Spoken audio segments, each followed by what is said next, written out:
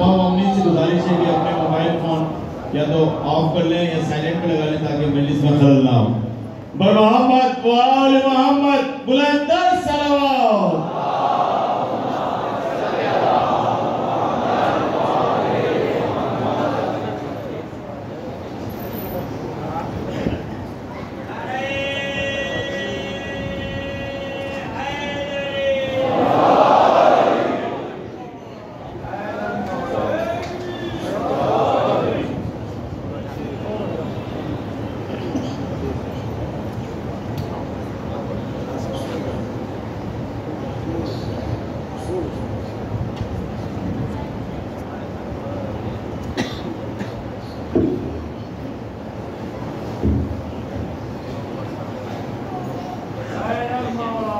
أعوذ بالله من الشيطان الرجيم.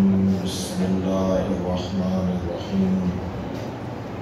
الحمد لله الذي لا يبلغ مدحته القائلون ولا يحصي نعماءه العادون ولا يعدي حقه المجتهدون.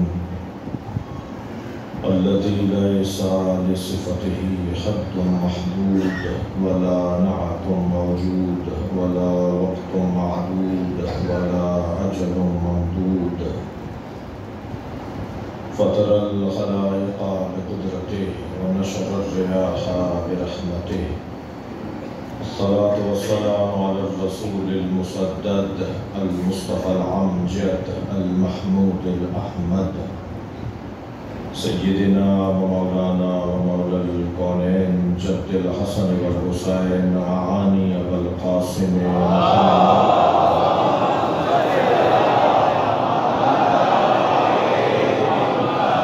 وآله الطيبين الطاهرين المعصومين الذين قال الله إنما يريد الله ليذهب عنكم الرجس أهل البيت ويطهركم تطهيرا.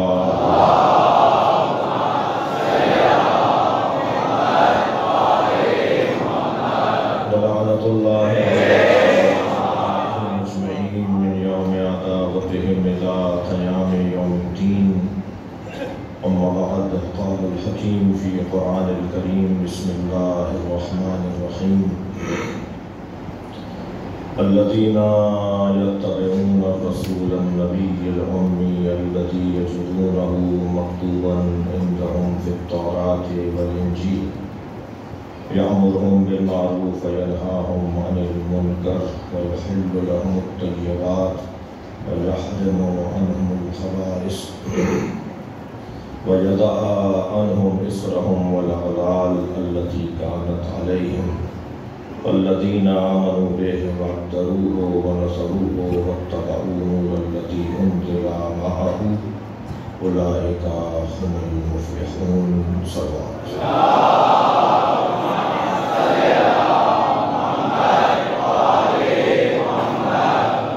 حاجات کی برابری اور خاص حاجتوں کے لیے جو کہا گیا ہے، بیماروں کی شفایابی، بے روزگاروں کا روزگار، بے اولادوں کے لیے اولاد، مسافروں کے لیے منزل، ناداروں کے لیے آسانیاں، بے گھروں کے لیے صاحبان اور لاوارثوں کے لیے اللہ کی خاص عنایت. ان تمام حاجات برابری کے لیے برابر صلوات.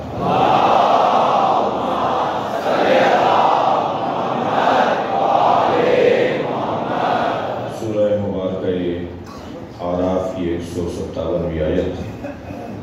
اللہ اپنے اس کلام میں مصطفیٰ سرکار کی عظمت کو بیان کر رہا ہے. الذین یتبعون الرسول النبی الأمی، جو لوگ اتباع کرتے ہیں میرے رسول کی، میرے نبی کی، اور امی یعنی اصلی جیسا تھا ویسے ہی کی، جو مجھ سے پڑھ کر آیا، جو میرا شاگرد ہے، جو اس کی اتباع کرتے ہیں. قرآن مجید میں اطاعت مصطفیٰ کی آیت بھی موجود ہیں اور اتباع نبی کی بھی ہے۔ یا ایھا الذین آمنوا اطیعوا اللہ واطیعوا الرسول واولی الامر منکم، اے صاحبان ایمان اللہ کی اطاعت کرو، رسول کی اور اولی الامر کی اطاعت کرو۔ پھر ارشاد ہوا ان کنتم تحبون اللہ فاتبعونی، اگر تم اللہ سے محبت کرتے ہو تو مجھ مصطفیٰ کی اتباع کرو۔ لفظ اطاعت اور لفظ اتباع یہ دونوں پیروی کے معنی میں ہیں، یہ دونوں پیچھے چلنے کے معنی میں ہیں، مگر دونوں میں ایک ظریف سا فرق یہ ہے کہ اطاعت مطلق ہے، حکم لسانی اور فرمان نبوی ہو تو اس کی پیروی کو اطاعت کہتے ہیں۔ وہ جو کر کے دکھا رہے ہو، صلو کما رأیتمونی اصلی، ایسے نماز پڑھو جیسے میں پڑھ رہا ہوں، اسے بھی اطاعت کہا جائے گا۔ یعنی اطاعت قول میں بھی ہے اور فعل میں بھی ہے، لیکن اتباع صرف اور صرف فعل میں ہوگی، قول میں اتباع نہیں ہوگی۔ اتباع کا لفظ وہاں آئے گا جہاں زبانی حکم نہیں ہے، بلکہ جیسا میں کر کے دکھا رہا ہوں، جیسا میں کر رہا ہوں ایسا کر کے دکھاؤ، اسے اتباع کہا جائے گا۔ اس آیت کریمہ میں دو اتباعوں کا حکم ہے جو میں آپ کے سامنے روزانہ پڑھ رہا ہوں۔ پہلی اتباع رسول النبی الامی کی ہے، دوسری اتباع جو اس آیت کے اختتام پر بیان ہوئی وہ ہے وَاتَّبَعُوا النُّورَ الَّذِي أُنزِلَ مَعَهُ، اور وہ لوگ کہ جو اتباع کرتے ہیں اس نور کی جو نبی کے ساتھ نازل ہوا ہے۔ تو یہاں کلمہ اتباع ہے جو اس بات کی طرف رہنمائی کر رہا ہے کہ کوئی وجود ہے جو عمل انجام دے کر دکھائے، یعنی نور اگر مراد خود سرکار کی ذات ہو تو یہ گویا ایک ہی آیت میں ایک ہی جگہ نبی کی اتباع کی بات بھی اور نبی کے ساتھ جو نور نازل ہوا ہے اس کی اتباع کی بات کر کے اللہ یہ روشن کر رہا ہے کہ نبی کی اتباع کا حکم علیحدہ ہے اور وہ جو نور نبی کے ساتھ نازل ہوا ہے اس کی اتباع کا حکم علیحدہ ہے۔ اور یہ نور وہ ہے کہ جو فعل انجام دینے والا وجود ہے۔ قرآن کا نام بھی نور ہے، مگر قرآن کی اتباع نہیں ہوگی، اطاعت ہوگی۔ کوئی وجود ہونا چاہیے جو فعل انجام دے کر دکھا رہا ہو اور اس کے فعل کے مطابق فعل انجام دیا جائے تو اسے اتباع کہا جاتا ہے۔ تو یہ بھی روشن ہے بات کہ یہاں کوئی ہستی مراد ہے، کوئی وجود مراد ہے، کوئی عامل مراد ہے جس کی اتباع کا حکم دیا جاتا ہے۔ ہم زیادہ بحث نہیں کرنا چاہتے، نہ ہی الجھنا چاہتے ہیں۔ یا نام تم بتا دو کہ وہ کون ہے جو نبی کے ساتھ اترا ہے، یا جو نام ہم بتا رہے ہیں اسے مان لو۔ ہم جس نور کا ذکر کرنے بیٹھے ہیں وہ تو وہی نور ہے جس کے لیے نبی نے فرمایا انا وعلی من نور اللہ، میں اور علی ایک ہی نور کے دو حصے ہیں۔ تو بس نبی کی اتباع صلوات پڑھیں محمد والا،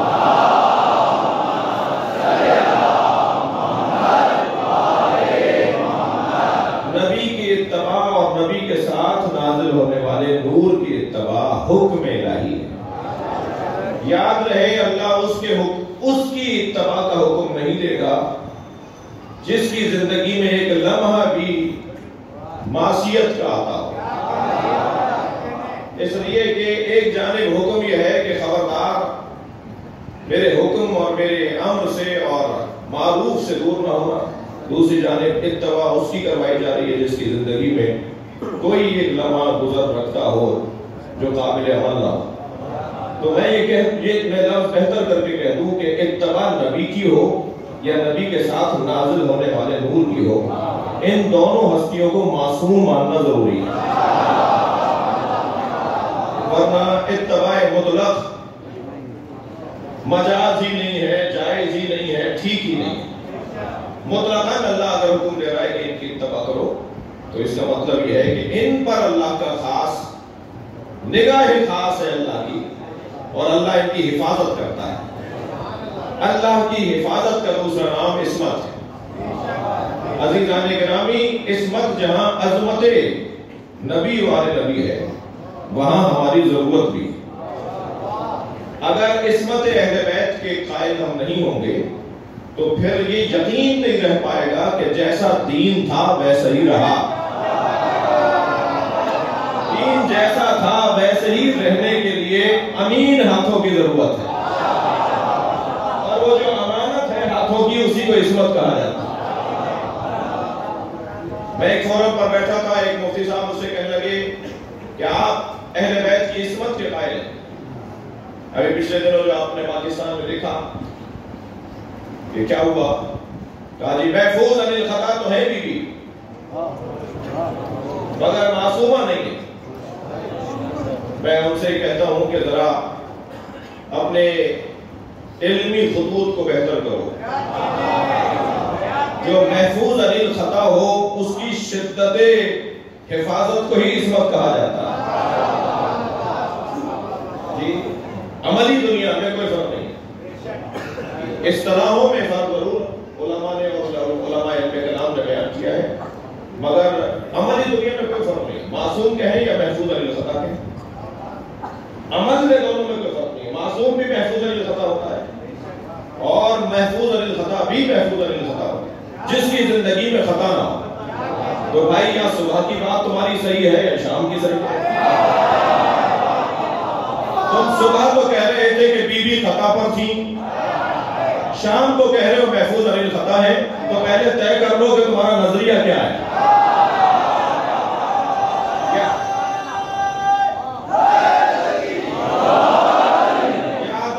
یاد رہے پاکستان میں 70 سالوں میں اگر یہ نہیں ہوا، وہ نہیں ہوا تو 70 سالوں میں یہ بھی نہیں ہوا کہ کبھی اس ملک میں یہ کہا گیا ہو کہ سیدہ فدق مانگنے گئیں اور اس وقت میں خطا پر تھی۔ یہ بھی نہیں ہوا کبھی اس ملک میں، یہ بھی پہلے کبھی نہیں ہوا۔ توجہ چاہوں گا، مجھے بات پوری کرنے دیجیے گا۔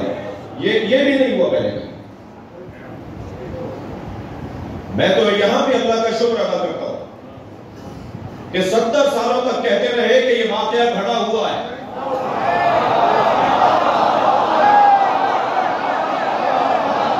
کوئی ایسا واقعہ نہیں ہوا، کوئی ایسا واقعہ نہیں ہوا، یہ بنائی ہوئی باتیں ہیں۔ کون سا فدق، کون سا مطالبہ، کون سا خطبہ۔ میں اللہ کا شکر ادا کر رہا ہوں کہ چہروں سے نقابیں اتر رہی ہیں۔ کم سے کم یہاں تک ضرور آ گئے کہ سیدہ نے اپنا حق مانگا تھا۔ اب یہ فیصلہ دنیا میں کر لو تو غنیمت ہے، ورنہ آخرت تو بی بی کا۔ صلوات پڑھیں گے محمد و آلہ محمد۔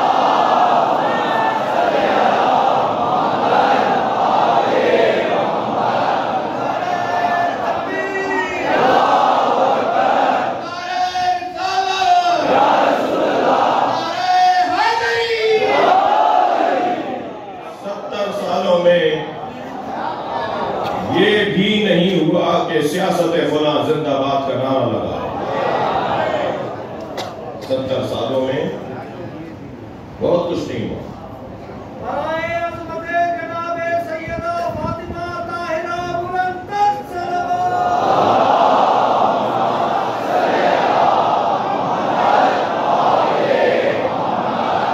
توجہ کی آپ نے؟ عصمت جہاں عظمت اہل بیت ہے وہاں عصمت ضرورت دین ہے۔ سالم ہاتھوں میں دین رہے، اور دین اجتہاد کی، جو جملہ کہہ رہا ہوں وہی سمجھا جائے، کہیں اور مطلب نہ لے جائیے گا۔ دین اجتہاد کی قسمت آزمائیوں کا شکار نہ ہو جائے۔ جو مسلم بات ہے، جو جیسا تھا ویسے ہی رکھنا، یہ صاحبان عصمت کی ذمہ داری ہے۔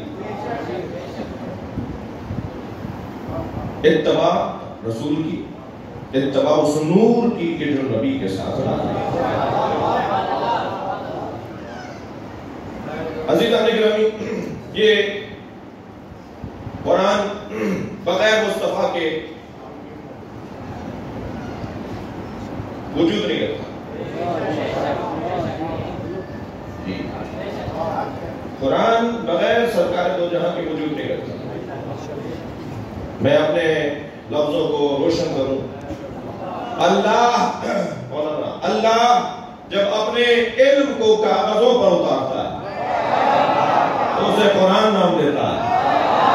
جب اللہ اپنے علم کو پیکر میں ڈھالتا ہے تو محمد نام دیتا ہے. صلوات پڑھیں گے محمد مصطفیٰ کی ذات.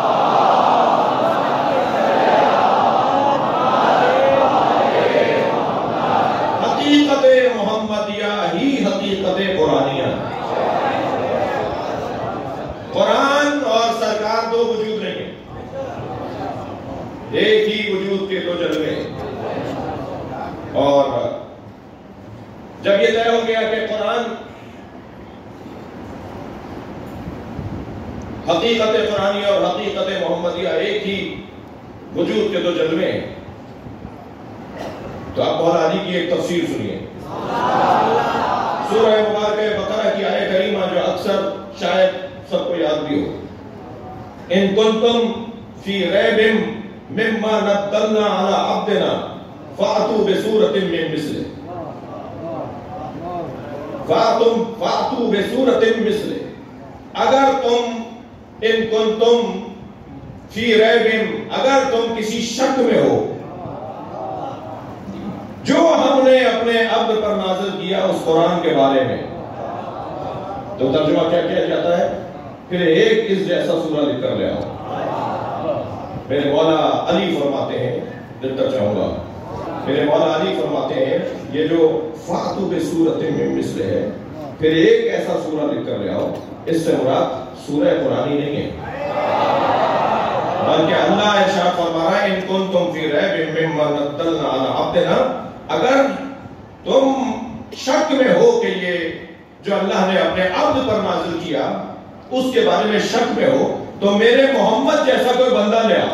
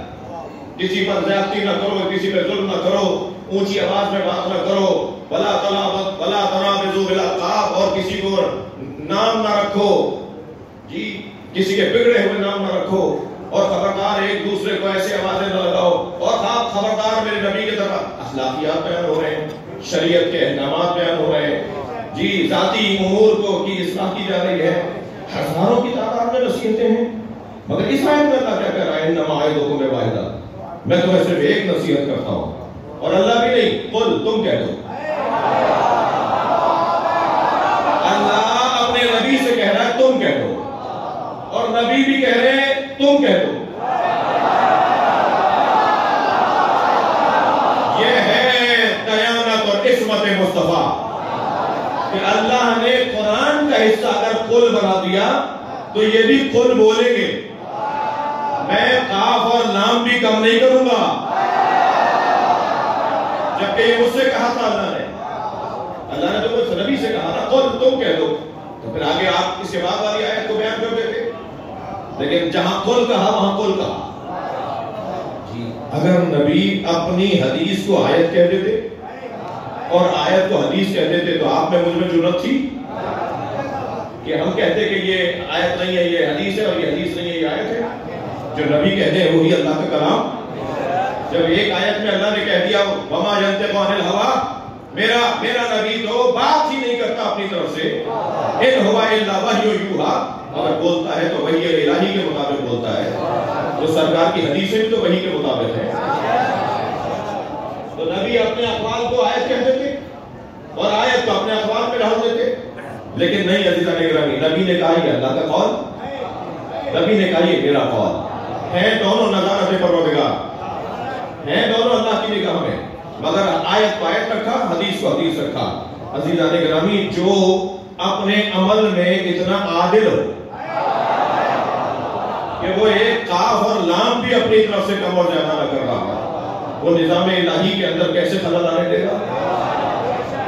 لہذا اب وہ نبی جس کی اتباع کا حکم پہلے ہوا، اب اس آخری جو حکم اتباع ہے اس کی وضاحت کر رہا ہے دوسری آیت میں۔ قل میرے حبیب کہہ دیجئے انما اعظکم بواحدہ، میں تمہیں ایک نصیحت کرتا ہوں، پھر جملہ بہتر کر رہا ہوں، ہزاروں نصیحتوں میں ساری نصیحتیں زیرو ہو جائیں گی اگر یہ نصیحت نہ ہو۔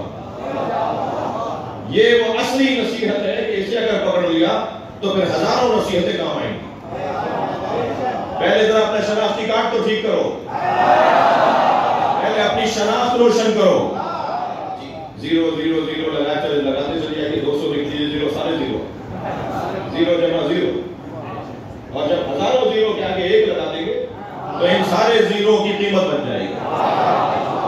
وہ ایک لے کر آؤ، وہ ایک کیا ہے؟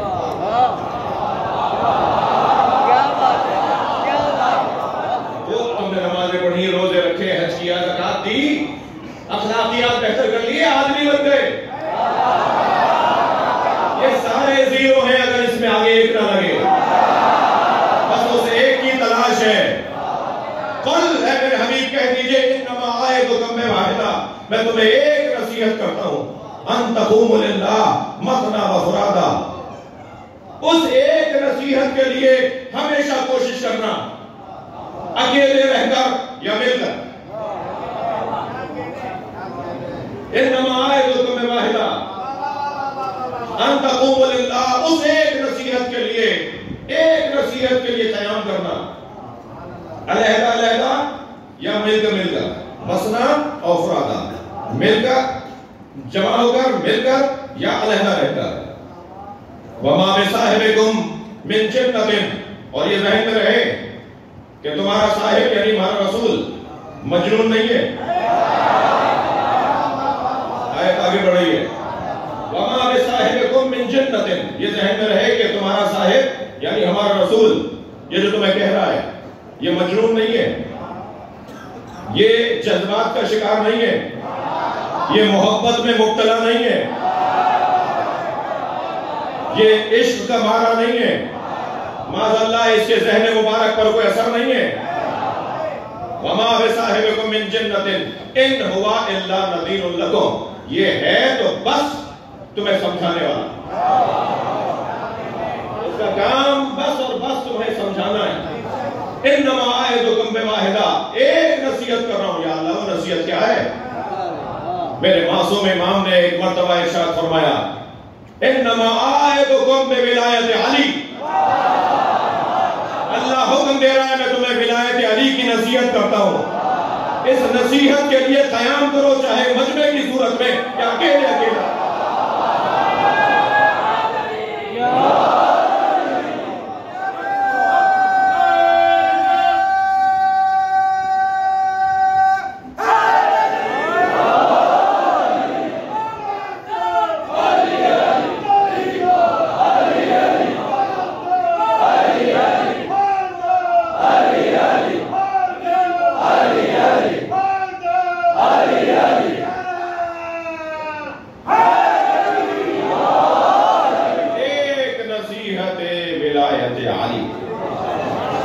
علی کو اپنا حاکم مانو، پھر نماز پڑھو گے تو کام آئے گی، پھر روزہ رکھو گے تو کام آئے گی، حج پہ جاؤ گے تو اس کا ثواب ملے گا۔ ورنہ سرکار فرما رہے ہیں اگر صفا و مروہ کے درمیان صحیح کرتے ہوئے حالت روزہ میں ایک پہاڑ سونا صدقہ دینے کے بعد مظلوماً اگر کوئی مکے میں مار دیا جائے اور اس کے دل میں علی کی محبت نہ ہو، وہ جنت کی خوشبو بھی نہیں سونگھ پائے گا۔ سلامت پڑھیں گے محمد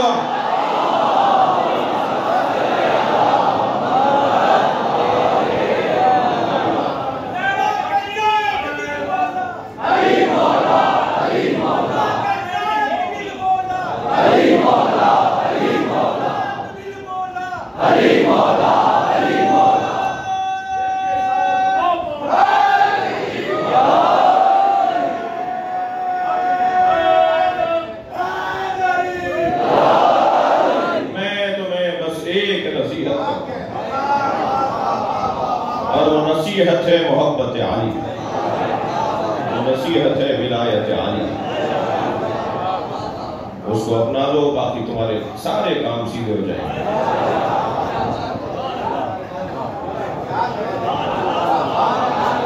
یہ سینکڑوں زیرو کے آگے ایک، اس وقت قیمتی ہو جائیں گے سارے زیرو اس کے آگے ایک ولایت علی۔ انما آیتکم بواحدہ، آیتکم بولایت علی۔ معصوم کا فرمان سنایا میں تمہیں ولایت علی کی نصیحت کرتا ہوں۔ اور آگے بڑھوں، سورہ مبارکہ فرقان آیت نمبر 33 ارشاد ہو رہا ہے وقال الرسول یا رب ان قومی اتخذوا هذا القرآن مہجورا۔ قیامت میں نبی اللہ کی بارگاہ میں شکایت کریں گے، یا اللہ میری قوم نے، ترجمہ جو ہوتا ہے پہلے وہ سن لیجئے پھر میں عرض کروں گا اپنا طالب علمانہ لے جائیں۔ ترجمہ یہ ہوتا ہے کہ نبی شکایت کریں گے، یا رب ان قومی اتخذوا هذا القرآن مہجورا، اے میرے اللہ میری قوم نے قرآن کو چھوڑ دیا۔ نہیں عزیزان گرامی، کہاں چھوڑ دیا قرآن؟ جتنے آج قاریان قرآن کبھی تھے ہی، جتنے آج حافظان قرآن ماضی میں نہیں تھے۔ نبی مکرم کی جب محنت ہوئی تو 2 لاکھ سے زیادہ صحابہ کرام نہیں تھے،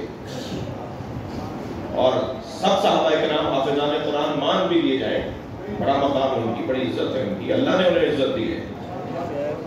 تو اگر 2 لاکھ حافظان قرآن تھے بھی نبی کے زمانے میں، تو آج 10 لاکھ سے زیادہ حافظان قرآن، بلکہ میں نے 10 لاکھ کم کہہ دی، لاکھوں کی تعداد میں حافظان قرآن، اور وہ باتیں پرانی ہو گئی، وہ باتیں کہیں میوزیم میں بھی نہیں ملیں گی کہ شیعوں کے ہاں حافظ قرآن نہیں ہوتے۔ الحمدللہ ہزاروں میں، بلکہ کہہ دیا جائے کہ پوری دنیا میں اگر نکالا جائے تو لاکھوں میں شیعہ حافظان قرآن۔ پہلے کہتے تھے کہ یہ کیونکہ انہیں بددعا ہے اس لیے قرآن حفظ نہیں ہوتا ہے، تو الحمدللہ لاکھوں کی تعداد میں حافظ، اللہ مغفرت فرمائے جنید جمشید کی، طیارہ حادثے میں جو رحلت فرما گئے، ایک رسانے کے نشریات کے اندر ہم ان کے ساتھ تھے، ماہ رمضان یا محرم کا پروگرام تھا، کوئی ایام تھے، اسے کہنے لگے کہ میرے دوست مجھ سے کہتے ہیں کہ شیعوں میں حافظ قرآن نہیں ہوتے، تو مجھے یقین نہیں آ رہا تھا، تو میں نے سوچا آج آپ آئیں گے تو آپ سے پوچھوں۔ میں نے کہا جی آپ نے مہربانی فرمائی کہ مجھے سے پوچھ لیا۔ خود الحمدللہ میری اپنی بچی حافظ قرآن، میری اہلیہ حافظ قرآن، تو الحمدللہ ہزاروں کی تعداد میں پاکستان میں، لاکھوں کی تعداد میں پوری دنیا میں حافظان قرآن شیعہ ہیں۔ تو یہ والی بات تو قرآنی ہو گئی، اگر یہ بات ضرور ہے ذہن میں رہے کہ ہم قرآن کھول کر پڑھتے ہوئے اخلاقیات سے گری بھی باتیں کرتے ہیں، قرآن کی تفسیر بیان نہیں کرتے، افسوس کے ساتھ کہنا پڑتا ہے۔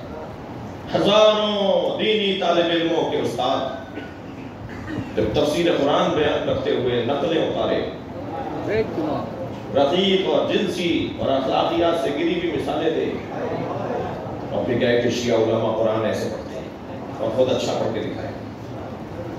الحمدللہ ہم ایسے حافظ اور قاری قرآن نہیں ہیں جن پہ قرآن خود لعنت کرتا ہے۔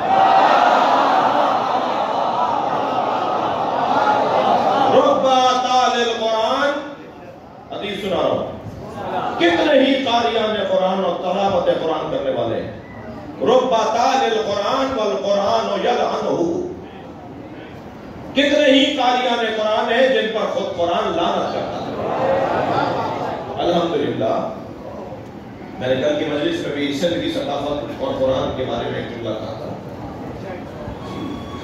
کتنے زیادہ قرآن پڑھنے والے ہیں، تو یہ اللہ کے حبیب سرکار دو جہاں کیا فرما رہے ہیں کہ یا اللہ میری قوم نے قرآن کو چھوڑ دیا، نہیں بھائی یہ نہیں فرما رہے، فرما رہے ہیں یا رب ان قومی اتخذوا ھذا القرآن، یا اللہ میری قوم نے قرآن لے لیا۔ الٹی بات کر رہا ہوں، اس بات کسی کی بات کر رہا ہوں، میری قوم نے قرآن لے لیا اکیلا،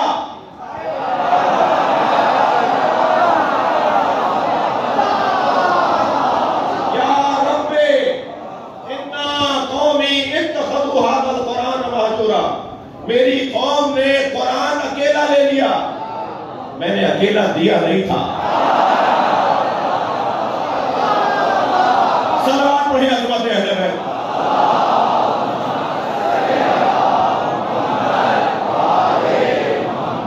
مہجور کہتے ہیں تنہائی، ہجر، ہجران،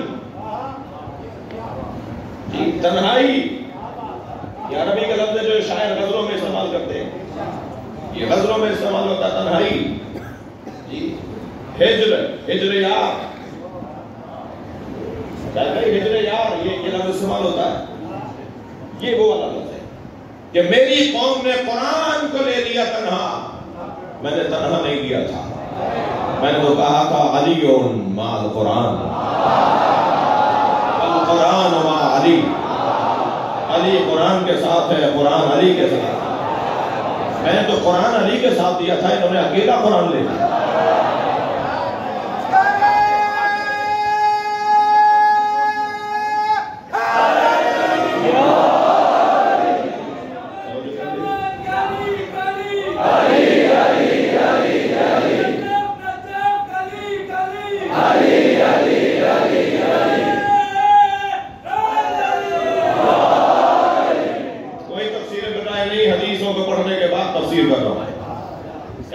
تعلیمات کی روشنی میں تفسیر قرآن بیان ہو رہی ہے۔ قرآن اکیلا نہیں چھوڑا تھا نبی نے، قرآن کو تنہا نہیں چھوڑا تھا، لَن يَفْتَرِقَ حَتَّى يَرِدَ عَلَيَّ الْحَوْض، ایک دوسرے سے علیحدہ نہیں ہوں گے یہاں تک کہ حوض کوثر پہ مجھ سے آ کے ملیں گے۔ ممکن ہے کوئی کہے کہ مولانا آپ نے بڑی بات کر دی، ہم نے کب اہل بیت کو چھوڑ دیا؟ ہم بھی محبت کرتے ہیں، ہم بھی چاہتے ہیں، صرف آپ بھی تو لوگ تو نہیں ہیں کہ جو اہل بیت سے محبت کرتے ہو۔ ہم نے کہاں قرآن اہل بیت کے علاوہ دیا ہے؟ میرا موٹا سا سوال، 30 جلدوں میں تفسیریں، 5 حدیثیں بھی علی سے نہیں ہوتی، 30 جلدوں میں تفسیریں، 5 حدیثیں بھی سیدہ سے نہیں ہوتی،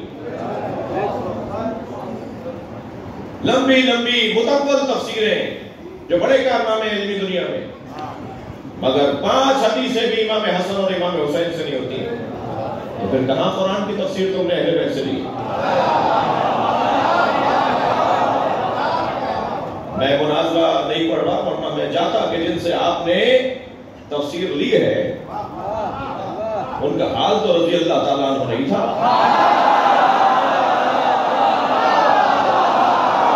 صلوات پڑھیں محمد و آل محمد۔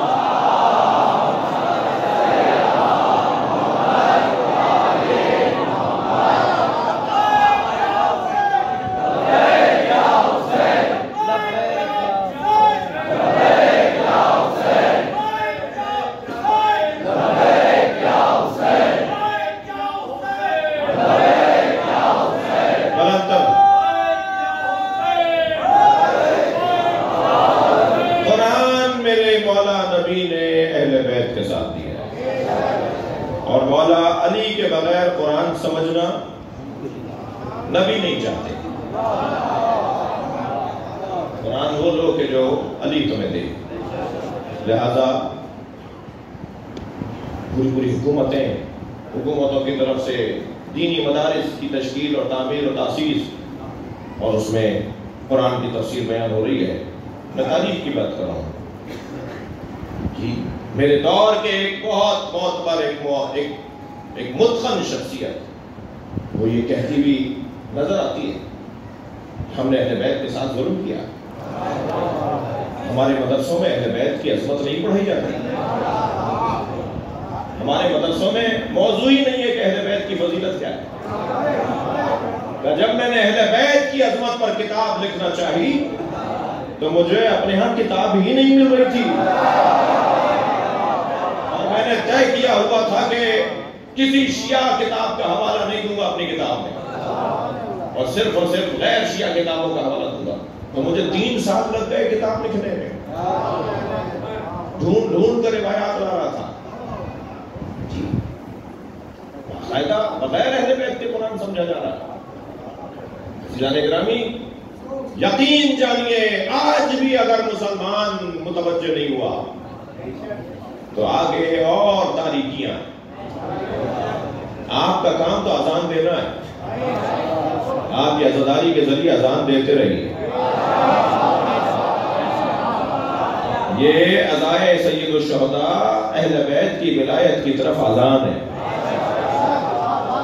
اذان کہتے رہیے، کبھی نہ کبھی سب بن جائے گی۔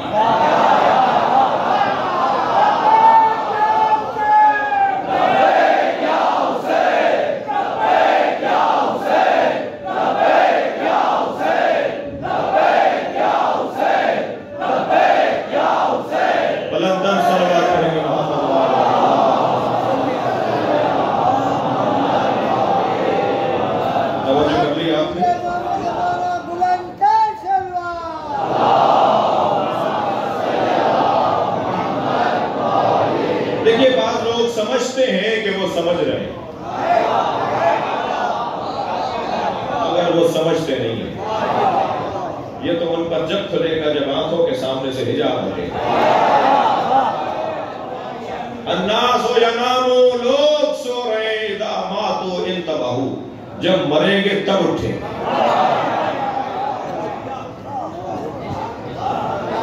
یہ آنکھیں کھول کے سو رہے ہیں، یہ چلتے پھرتے سو رہے ہیں، ان کے سامنے چیزیں انہیں نظر نہیں آ رہی، سو رہے ہیں۔ یہ آنکھیں بند ہوں گی تو دل کی آنکھیں کھلیں گی، مگر اس وقت تک دیر ہو چکی ہے۔ کیا کر رہے ہیں آپ بھائی؟ ہزاروں کی تعداد میں آپ یہ حیدرآباد کا یہ خمسہ اور پچھلی مجالس جو مختلف علماء کرام نے پڑھی اور پورے پاکستان میں جو بھرپور شرکت ہے، آپ سن رہے ہیں اس کو، یہ آپ کا آنا، یہ آپ کا بیٹھنا، یہ سننا میرا اپنا کام ہے، آپ کا اپنا کام ہے، ڈیوٹیاں دونوں دے رہے ہیں، نوکر دونوں ہیں، اور الحمدللہ जिसमें हर मिजाज का बंदा बैठा है, कोई दरवाजा किसी के लिए बंद नहीं है। और मेरे भाई, मेरे अजीज बिरादरान अहले सुन्नत बड़ी तादाद में बैठे हैं, हमारी जान है तो जो है अजीज़ान गिरामी, बहुत से लोग समझते हैं कि हम समझ रहे हैं, वो समझ नहीं रहे होते। मेरी और आपकी बात तो कोई बात ही नहीं है। बाज लोग इतना नाफहमी में बाफहम थे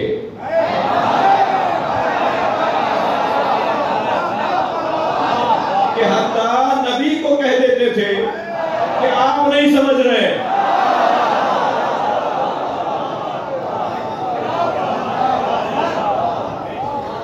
जंग हुनैन और जंग हुनैन के बाद माल गनीमत सरकार ने तकसीम किया।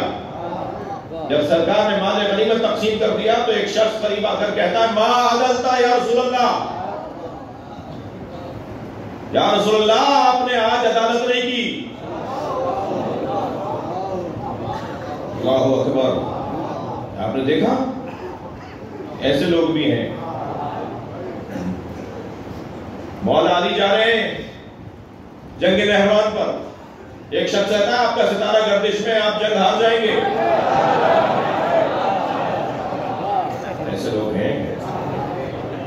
एक शख्स इमाम रिजा के पास आके कहता है जुल्म के खिलाफ कयाम करना वाजिब है या नहीं? हज़रत ने फरमाया वाजिब है। कहता है फिर आप क्यों नहीं करते? देख लिया आपने, ऐसे 50 मिसालें मिल जाएंगी तारीख में जो ये जानते नहीं कि उनकी हदें क्या हैं। अज़ीज़ान गिरामी, गुजारिश करूंगा अपनी कौम के अंदर, मेरी अपनी हमारी अपनी कौम के अंदर बाज दोस्तों से जो अपने जहन में जो उन्होंने सही अकीदा अपने मुताबिक बनाया हुआ है और जो उस पर पूरा नहीं उतरते, उन्हें कभी वो कुछ कहते हैं, कभी कुछ कहते हैं, कभी पोस्टें बना देते हैं। मुझे तो खुशी हो रही है, कभी गैर मुझे गाली दे रहा है और कभी अपने मेरी तस्वीर पे क्रॉस करके मुझे कह रहे हैं कि नाम का शहंशाह नहीं होना चाहिए, अकीदे का शहंशाह होना चाहिए। तो अल्हम्दुलिल्लाह, मुझे तुम्हें नहीं बताना कि मेरा अकीदा क्या है।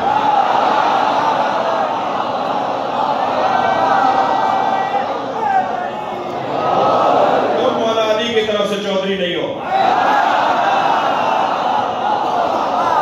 मैं खानदानी सैयद भी हूँ, खानदानी मातमी भी हूँ, और मैं किसी के ऊपर कोई तबसरा भी नहीं कर रहा। बराए सेहत व सलाम की उम्मे हक बुलंदर सलाम।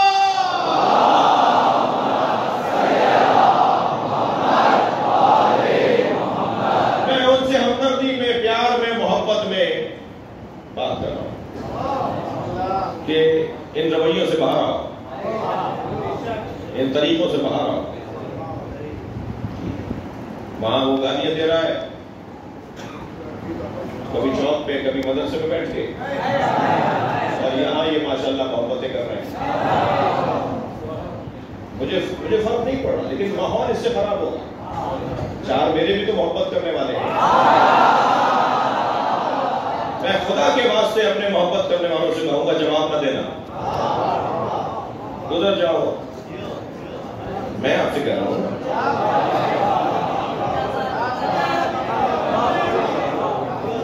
मैं आपसे कह रहा हूं कि जवाब नहीं देना।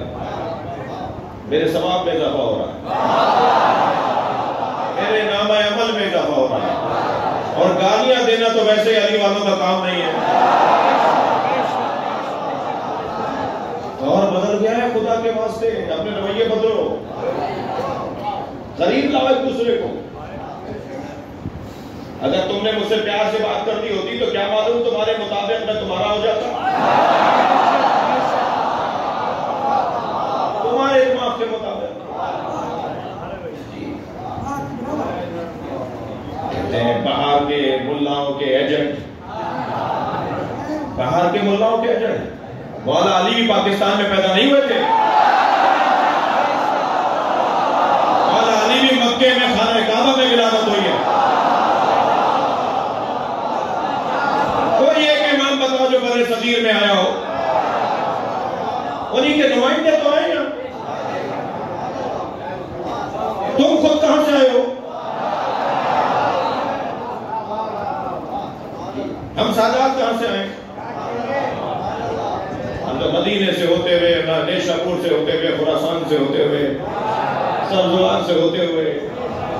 محبت سے ہوتے ہوئے ہمارا تو کام ہی ہجرت کرنا ہے. خدا کے واسطے مزید خراب نہیں کرو کام, اور میں کوئی مجبور نہیں ہوں.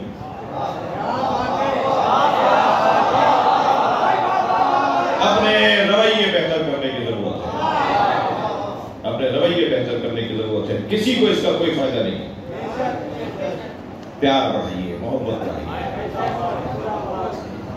اپنوں کو تو اپنا بنائیے, غیروں کو بھی اپنا بنائیے. یہ کون سا ہنر ہے کہ اپنوں بھی خوبی غیر بنا رہے ہیں اور غیر تو غیر ہے؟ نہیں, اچھی باتیں نہیں ہیں. ایسے لوگ بھی ہیں جو اپنی حدوں کو نہیں پہچانتے. مسئلہ ہی سارا میری قوم میں اور بالعموم پاکستان اور بالعموم مسلمانوں میں مسئلہ یہ ہے کہ ہر شخص اگر اپنی حدوں کو پہچاننے لگے تو مسئلے حل ہو جائیں. مجھ سے پہلے جو میرے بھائی نے سلام پڑھا, ان کی حد یہ اگر اپنے سلام میں اپنے مصروں میں شرعی مسئلے بتانے لگے اور کہیں مجھے کسی سے پوچھنے کی بھی ضرورت نہیں ہے, تو کہیں نہ کہیں یہ چوک کھا جائیں گے, ڈنڈی کھا جائیں گے, معاف کیجیے گا, ان کو مسئلہ ہو جائے گا.